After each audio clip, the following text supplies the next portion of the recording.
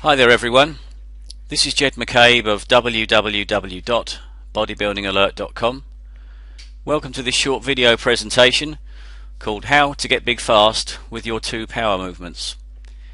If you want more muscle and if you want to get big fast, here's a simple trick to boost your muscle gains with less work. If you follow this little tip, you could be training less than 2 hours a week and you might make the best muscle gains you've ever made. Don't make the common mistake of thinking more is better when it comes to bodybuilding. In fact, the really great news of that is the reverse of that is actually true. This is because as you get further along in your muscle building progress, you learn to train with much higher intensity. This is because you're adding weight to the bar each time you train. You're probably getting the technique down better in each of the exercises, so you're really targeting the muscles that you're aiming at.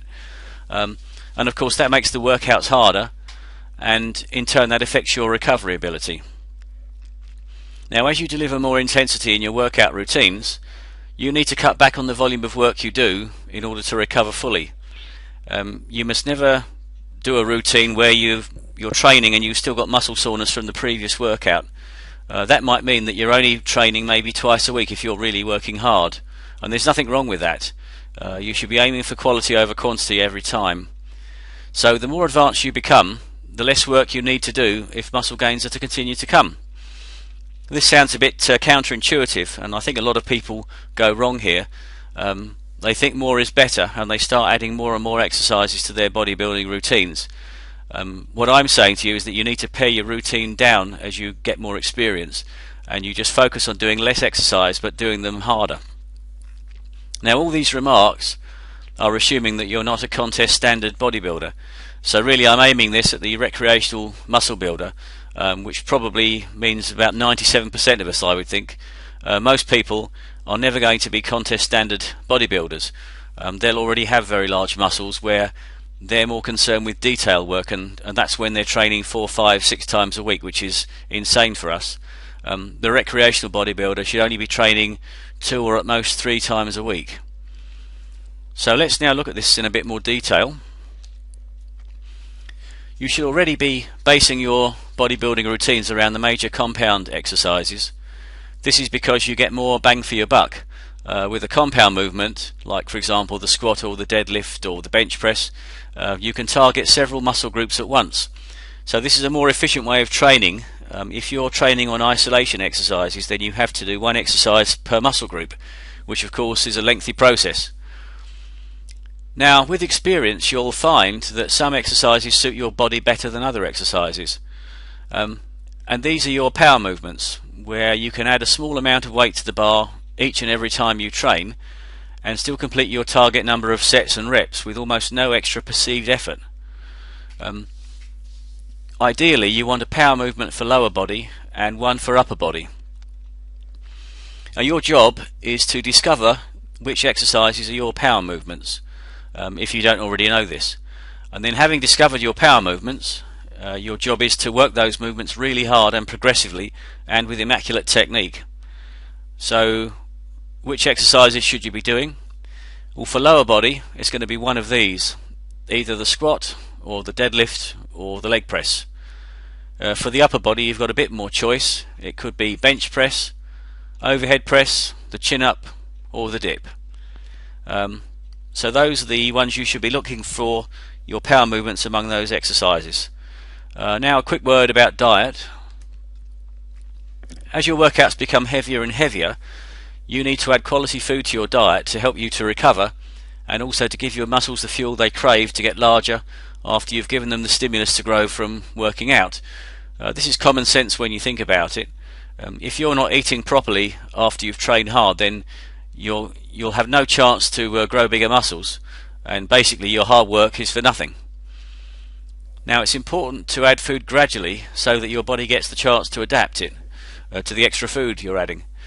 So I would suggest try maybe a couple of 100 calories a day to begin with, and then just keep adding food gradually. Keep an eye on your weight and also your body mass index, which tells you how much of your body is muscle and how much is fat.